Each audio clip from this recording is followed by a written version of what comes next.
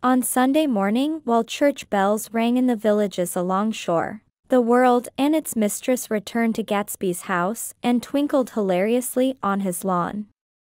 "He's a bootlegger," said the young ladies, moving somewhere between his cocktails and his flowers.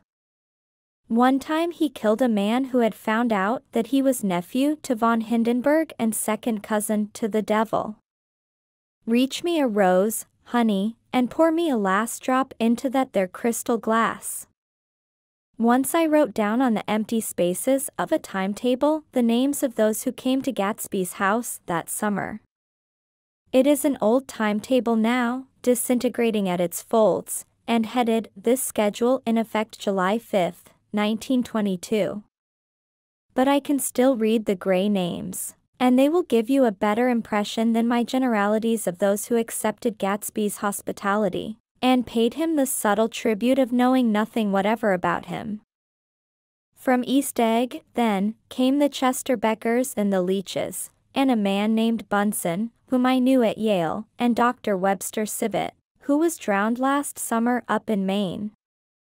And the Hornbeams and the Willie Voltaires, and a whole clan named Black Buck, who always gathered in a corner and flipped up their noses like goats at whosoever came near. And the Ismays and the Christies, or rather Hubert Auerbach and Mr. Christie's wife, and Edgar Beaver, whose hair, they say, turned cotton white one winter afternoon for no good reason at all. Clarence Endive was from East Egg, as I remember.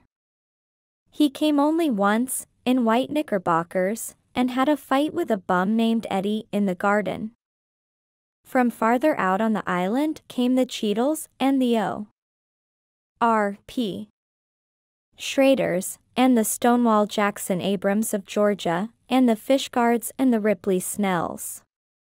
Snell was there 3 days before he went to the penitentiary, so drunk out on the gravel drive that Mrs.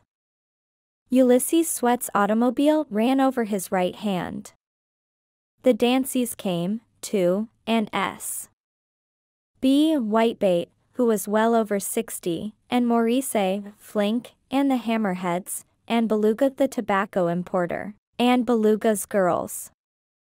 From West Egg came the Poles and the Mulreadys and Cecil Roebuck and Cecil Schoen and Gulick the state senator and Newton Orchid, who controlled films par excellence, and Eckhost and Clyde Cohen and Don S. Schwartz, the son, and Arthur McCarty, all connected with the movies in one way or another. And the Catlips and the Bembergs and G. Earl Muldoon, brother to that Muldoon who afterwards strangled his wife. Dave Fontano the promoter came there, and Ed LeGros and James B. Rotgut, Ferret and the De Jongs and Ernest Lilly. They came to gamble. And when Ferret wandered into the garden it meant he was cleaned out and Associated Traction would have to fluctuate profitably next day. A man named Klipspringer was there so often that he became known as the Boarder. I doubt if he had any other home. Of theatrical people there were Gus Weyes and Horace O'Donovan and Lester Meyer and George Duckweed and Francis Bull. Also from New York were the Cromes and the Backhissens and the Denekers and Russell Betty and the Corrigans and the Kellehers and the Dewars and the Scullys and S. W. Belcher and the Smirks and the Young Quinns, divorced now, and Henry L. Palmetto, who killed himself by jumping in front of a subway train in Times Square. Benny McClenahan arrived always with 4 girls.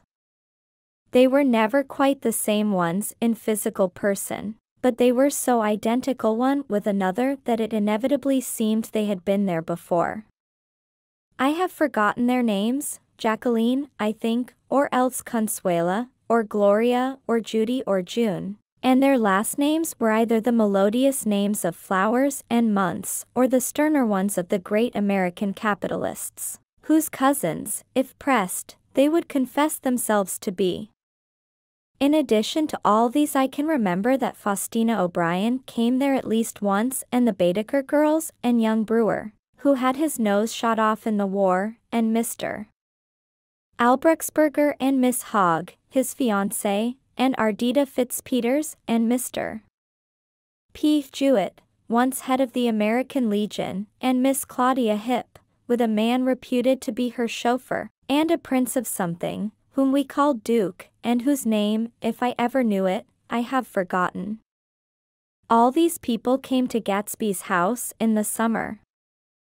At 9 o'clock, one morning late in July, Gatsby's gorgeous car lurched up the rocky drive to my door and gave out a burst of melody from its three-noted horn. It was the first time he had called on me, though I had gone to 2 of his parties, mounted in his hydroplane, and, at his urgent invitation, made frequent use of his beach. "Good morning, old sport. You're having lunch with me today and I thought we'd ride up together."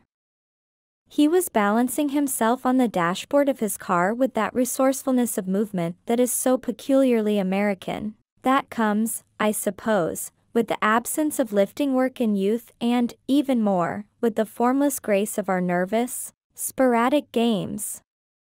This quality was continually breaking through his punctilious manner in the shape of restlessness. He was never quite still, there was always a tapping foot somewhere or the impatient opening and closing of a hand. He saw me looking with admiration at his car. "It's pretty, isn't it, old sport?"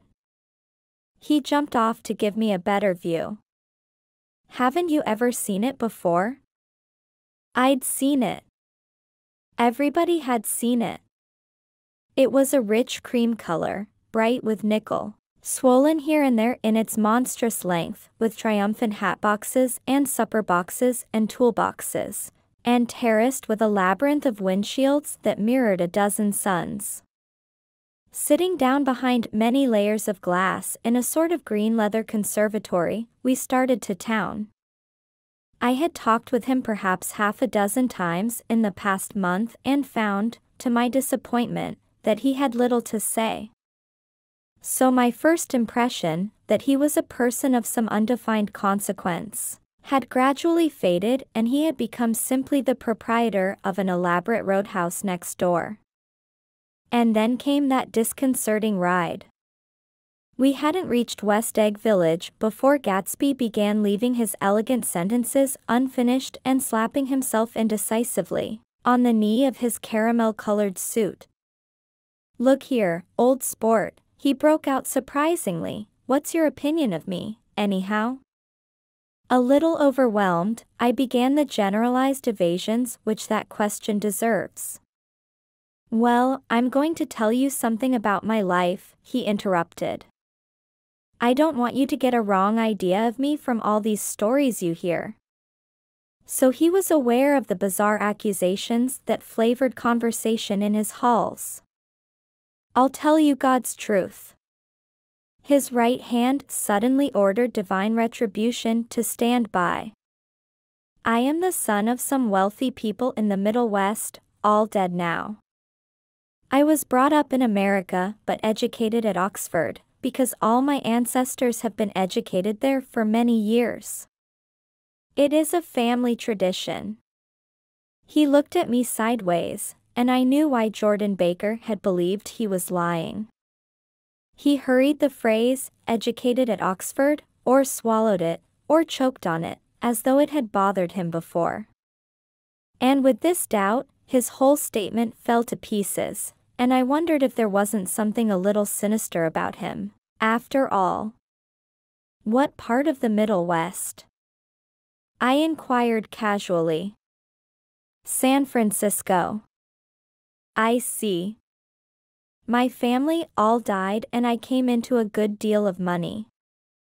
His voice was solemn, as if the memory of that sudden extinction of a clan still haunted him. For a moment I suspected that he was pulling my leg, but a glance at him convinced me otherwise. After that I lived like a young Raja in all the capitals of Europe, Paris, Venice, Rome, collecting jewels, chiefly rubies, hunting big game, painting a little, things for myself only, and trying to forget something very sad that had happened to me long ago. With an effort I managed to restrain my incredulous laughter.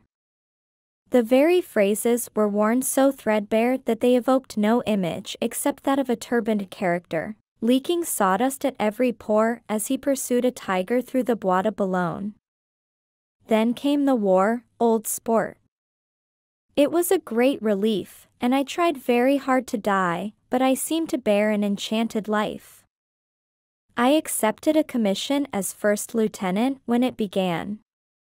In the Argonne forest I took the remains of my machine gun battalion so far forward that there was a half-mile gap on either side of us, where the infantry couldn't advance.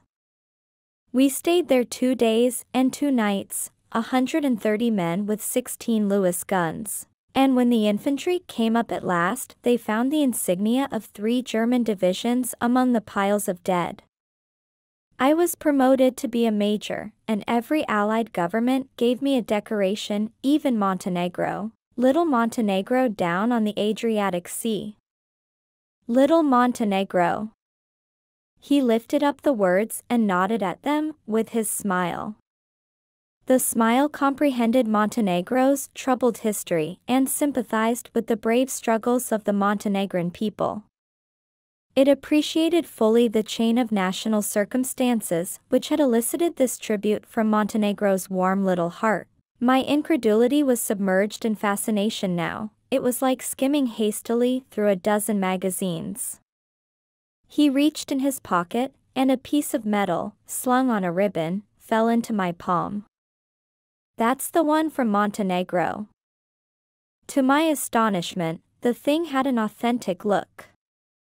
Ordere di Danilo, ran the circular legend, Montenegro, Nicholas Rex. "Turn it."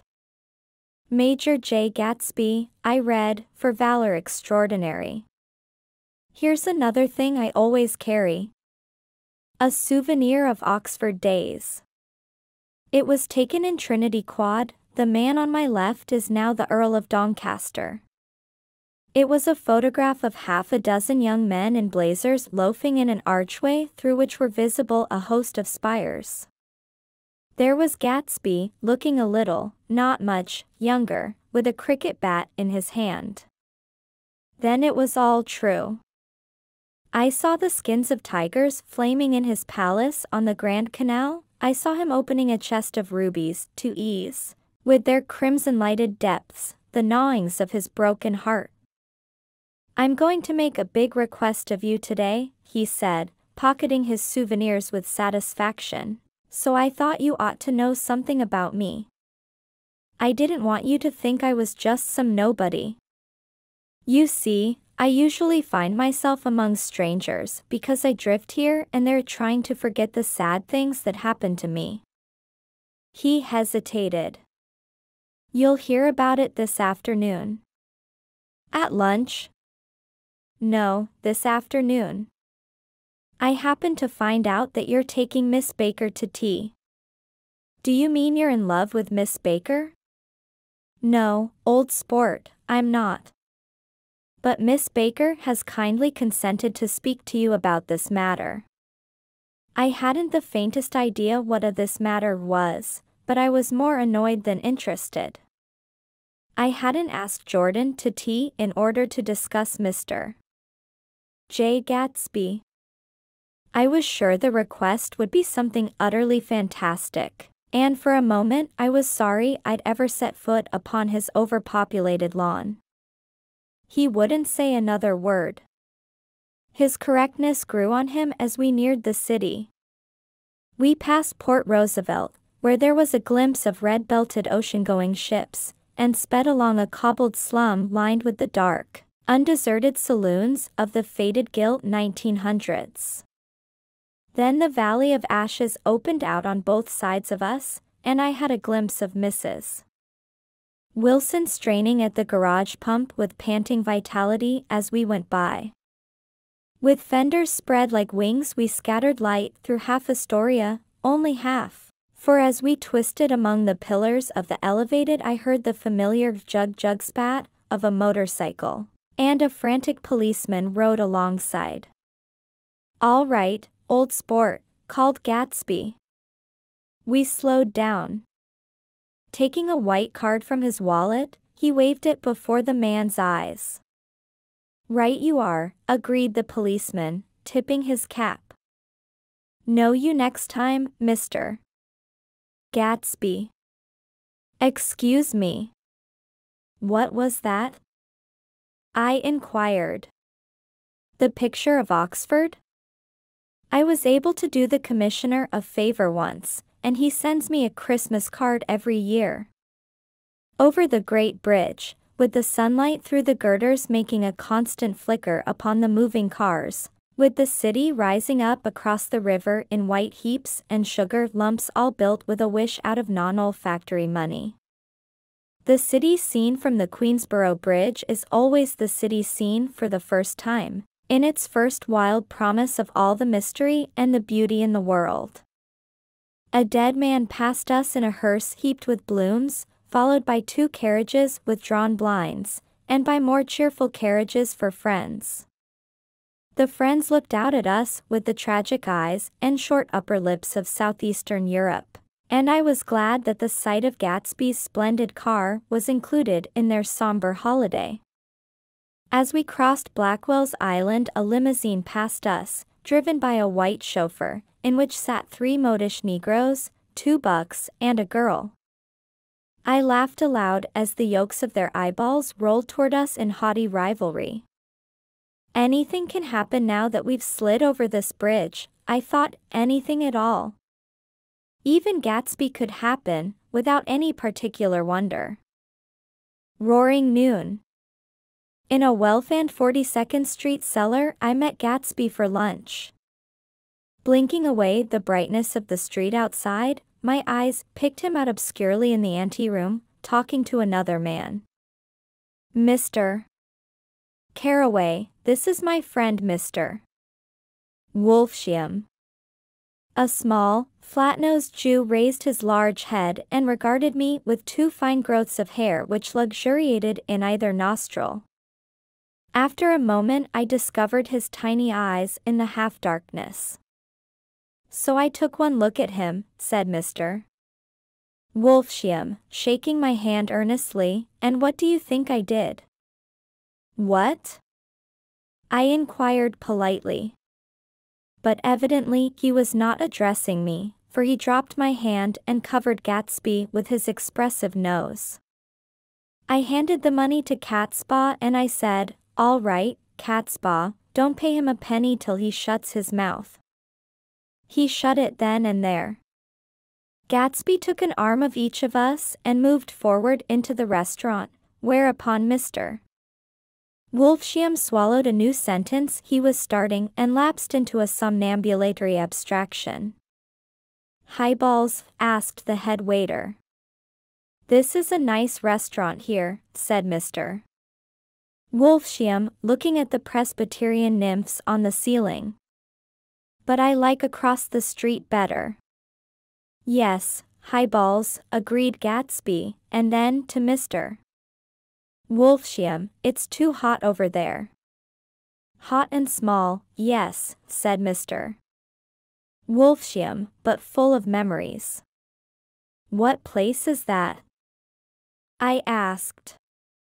"The old Metropole." "The old Metropole," brooded Mr. Wolfsham gloomily.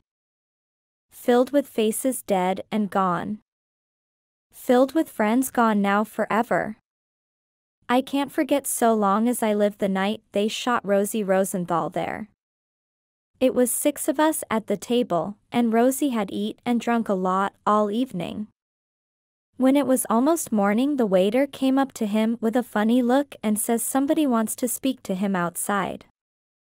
"All right," says Rosie, and begins to get up, and I pulled him down in his chair. "Let the bastards come in here if they want you, Rosie, but don't you, so help me, move outside this room." It was 4 o'clock in the morning then, and if we'd have raised the blinds we'd have seen daylight. "Did he go?" I asked innocently. "Sure he went." Mr. Wolfsham's nose flashed at me indignantly. He turned around in the door and says, "Don't let that waiter take away my coffee." Then he went out on the sidewalk, and they shot him 3 times in his full belly and drove away. 4 of them were electrocuted, I said, remembering. 5. With Becker. His nostrils turned to me in an interested way.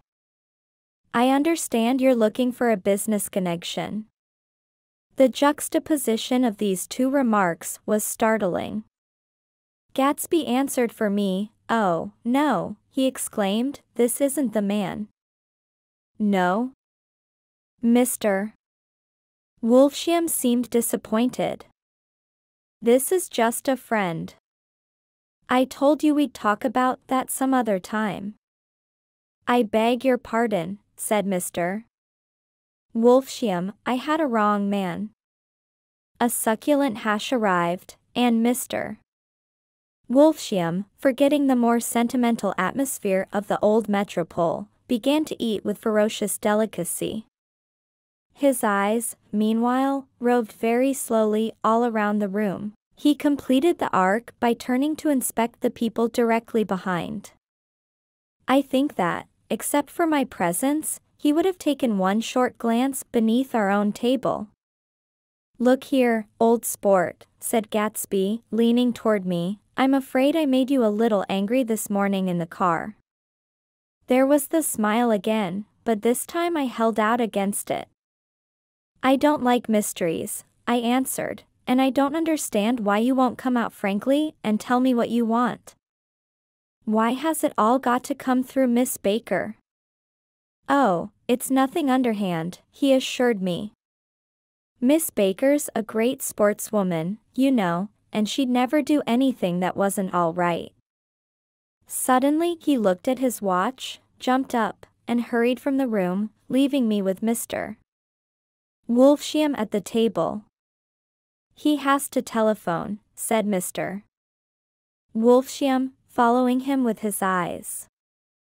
"Fine fellow, isn't he?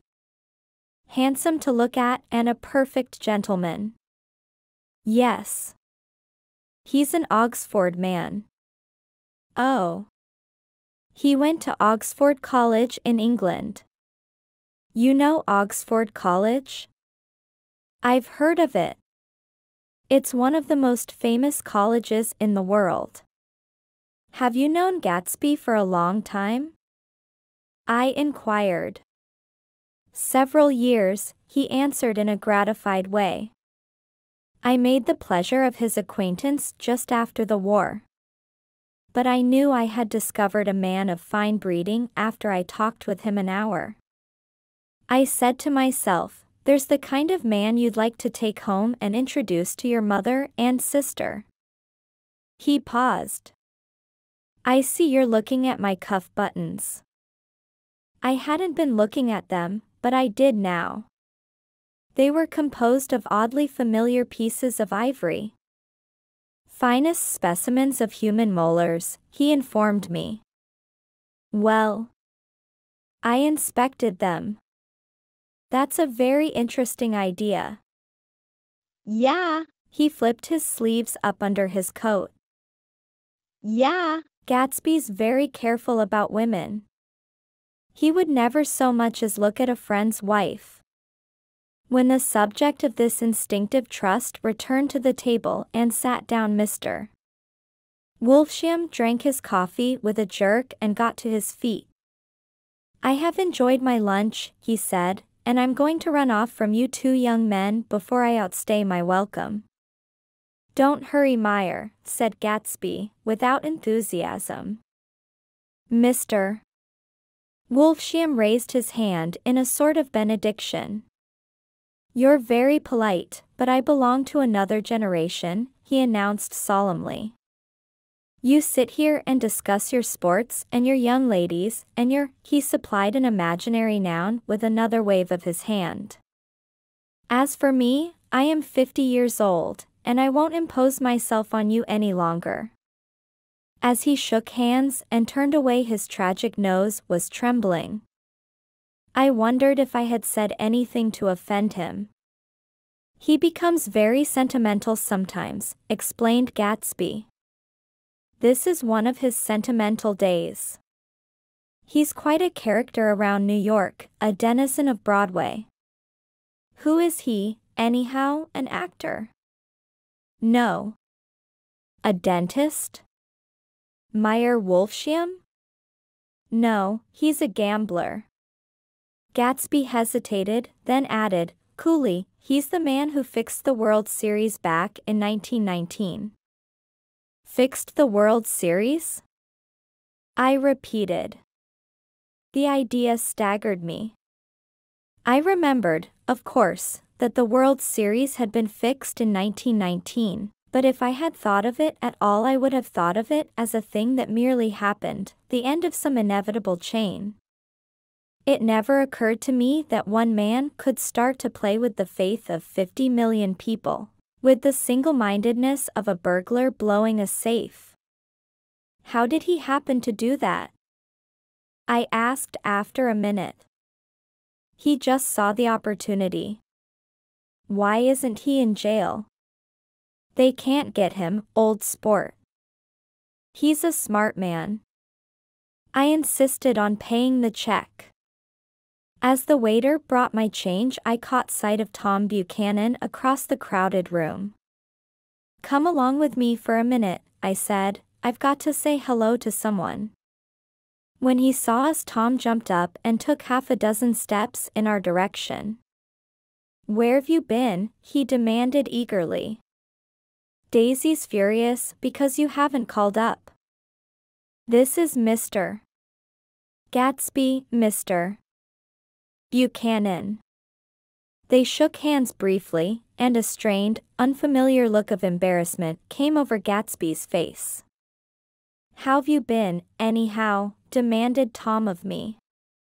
How'd you happen to come up this far to eat? I've been having lunch with Mr. Gatsby.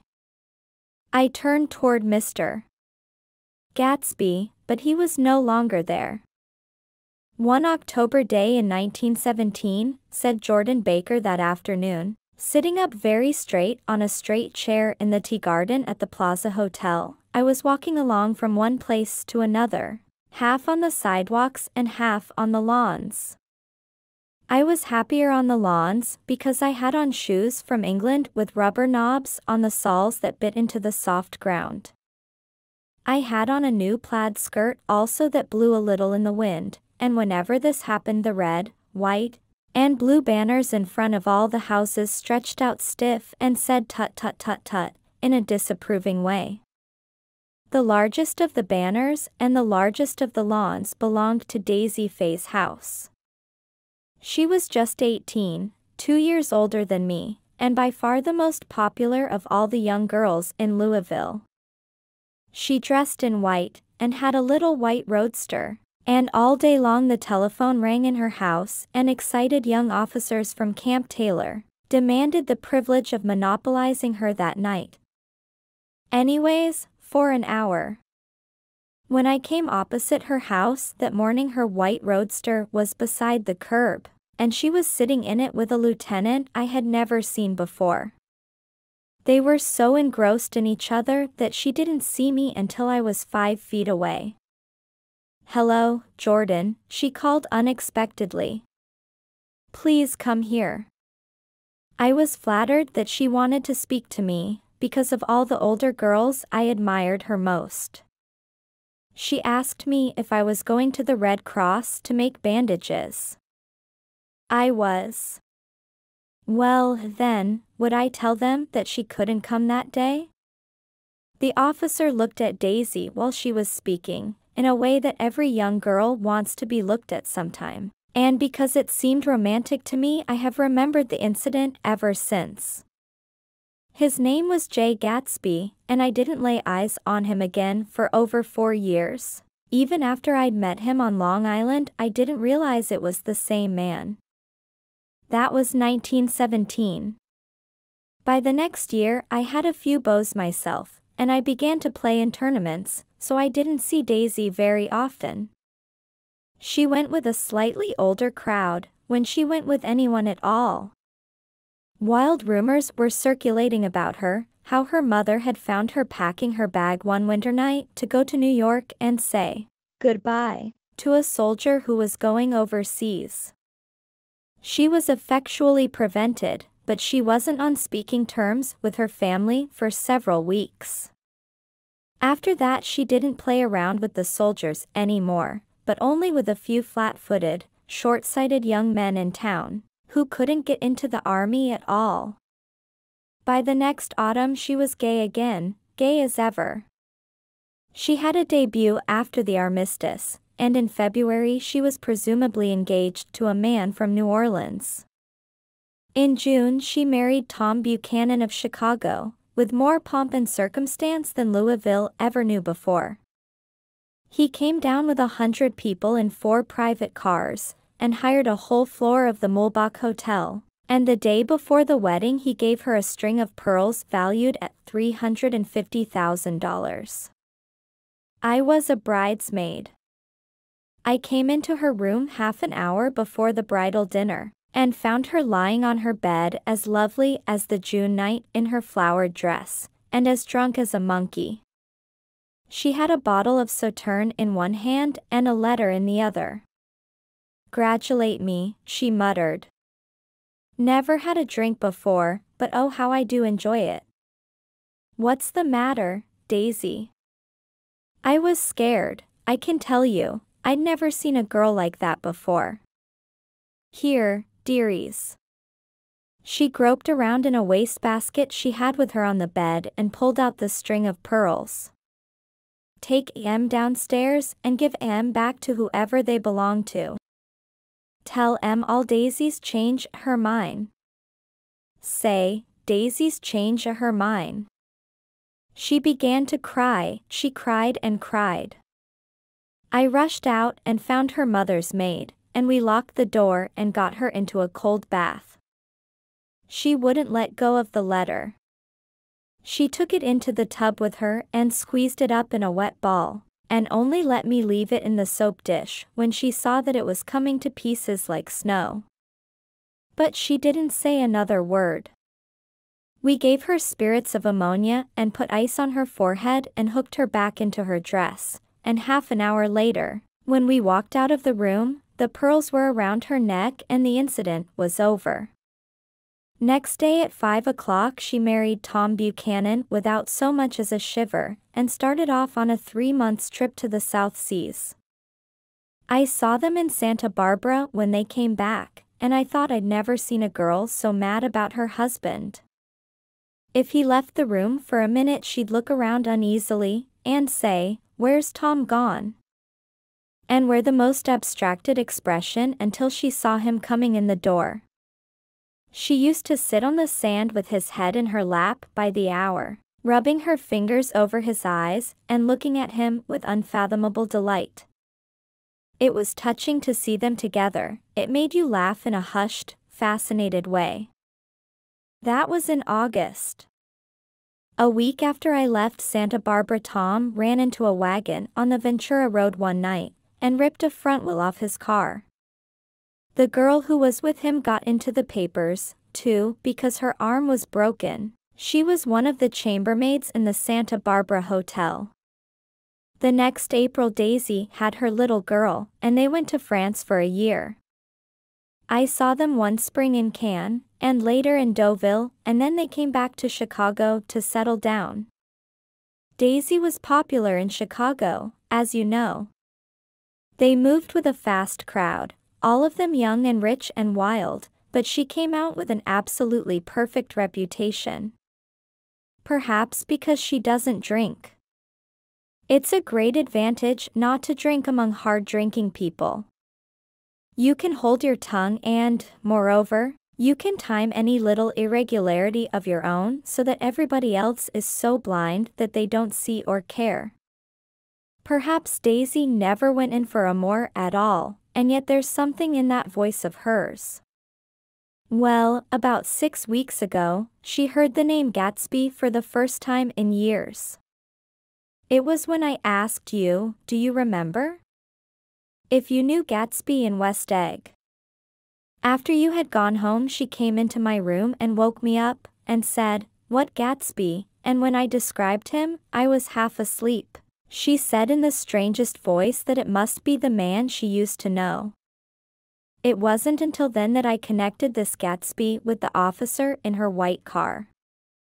When Jordan Baker had finished telling all this, we had left the plaza for half an hour and were driving in a Victoria through Central Park. The sun had gone down behind the tall apartments of the movie stars in the West 50s, and the clear voices of children, already gathered like crickets on the grass, rose through the hot twilight. I'm the Sheik of Araby. Your love belongs to me. At night, when you're asleep, into your tent I'll creep. It was a strange coincidence, I said. But it wasn't a coincidence at all. Why not? Gatsby bought that house so that Daisy would be just across the bay. Then it had not been merely the stars to which he had aspired on that June night. He came alive to me, delivered suddenly from the womb of his purposeless splendor. He wants to know, continued Jordan, if you'll invite Daisy to your house some afternoon and then let him come over. The modesty of the demand shook me. He had waited 5 years and bought a mansion where he dispensed starlight to casual moths, so that he could come over some afternoon to a stranger's garden. Did I have to know all this before he could ask such a little thing? He's afraid, he's waited so long. He thought you might be offended. You see, he's regular tough underneath it all. Something worried me. Why didn't he ask you to arrange a meeting? He wants her to see his house, she explained. And your house is right next door. Oh. I think he half expected her to wander into one of his parties some night, went on Jordan, but she never did. Then he began asking people casually if they knew her, and I was the first one he found. It was that night he sent for me at his dance, and you should have heard the elaborate way he worked up to it. Of course, I immediately suggested a luncheon in New York, and I thought he'd go mad. I don't want to do anything out of the way. He kept saying, I want to see her right next door. When I said you were a particular friend of Tom's, he started to abandon the whole idea. He doesn't know very much about Tom, though he says he's read a Chicago paper for years just on the chance of catching a glimpse of Daisy's name. It was dark now, and as we dipped under a little bridge, I put my arm around Jordan's golden shoulder and drew her toward me and asked her to dinner. Suddenly I wasn't thinking of Daisy and Gatsby anymore, but of this clean, hard, limited person, who dealt in universal skepticism, and who leaned back jauntily just within the circle of my arm. A phrase began to beat in my ears with a sort of heady excitement: there are only the pursued, the pursuing, the busy, and the tired. And Daisy ought to have something in her life, murmured Jordan to me. Does she want to see Gatsby? She's not to know about it. Gatsby doesn't want her to know. You're just supposed to invite her to tea. We passed a barrier of dark trees, and then the facade of 59th Street, a block of delicate pale light, beamed down into the park. Unlike Gatsby and Tom Buchanan, I had no girl whose disembodied face floated along the dark cornices and blinding signs, and so I drew up the girl beside me, tightening my arms. Her wan, scornful mouth smiled, and so I drew her up again closer, this time to my face.